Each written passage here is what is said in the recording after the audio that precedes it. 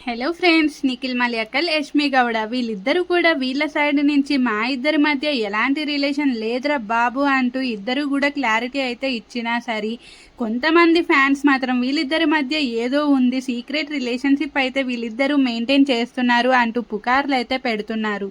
లేటెస్ట్గా యష్మి గౌడ ఇచ్చిన ఇంటర్వ్యూ అందరూ చూసే ఉంటారు. అందులో అయితే నిఖిల్ పై ఎలాంటి షాకింగ్ కామెంట్స్ చేసిందో అందరికీ తెలుసు. అలాగే నిఖిల్ కూడా దానికి ధీటుగా ఒక పోస్ట్ అయితే పెట్టడం జరిగింది. అలాగే కావ్య నిఖిల్ రిలేషన్ గురించి నాకు ఎలాంటి సంబంధం లేదు అంటూ యష్మి అయితే క్లారిటీ కూడా ఇచ్చేసింది.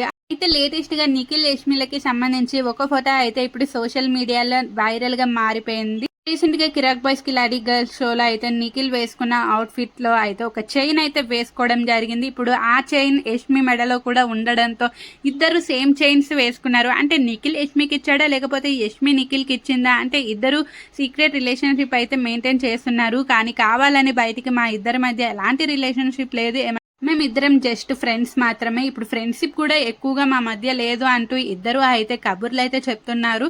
వీళ్ళిద్దరి మధ్య ఏదో నడుస్తుంది. ఇది ఒకవేళ నిజమై ఉంటే గనక కావ్య నిఖిల్ గురించి చెప్పింది 100% నిజమే అంటూ కొంతమంది అయితే ఈ న్యూస్ని తెగ వైరల్ చేసేస్తున్నారు. అయితే దీనికి సంబంధించి నిఖిల్ అఫీషియల్ ఫ్యాన్ పేజ్ వాళ్ళు అయితే రియాక్ట్ అవ్వడం జరిగింది. ఏదో ఒక ఫోటోని పెట్టుకొని ఇలా ఇద్దరిని బ్లేమ్ చేయడం కరెక్ట్ కాదు. ఒక అమ్మాయి తన అంతలో తానే ఇంటర్వ్యూలో డైరెక్ట్గా చెప్పేసింది మా ఇద్దరి మధ్య ఏది లేదు అంటూ. అలాంటిది ఇప్పుడు అమ్మాయిని కూడా మళ్ళీ ఇందులోకి తీసుకువచ్చి అనవసరంగా అమ్మాయిని అయితే బ్లేమ్ చేస్తున్నారు. మీరు గనక అబ్జర్వ్ చేసుంటే నిఖిల్ దగ్గర ఆ చైన్ ఎప్పటి నుంచో ఉంది, తన మెడలో ఎప్పటికీ ఉంటుంది.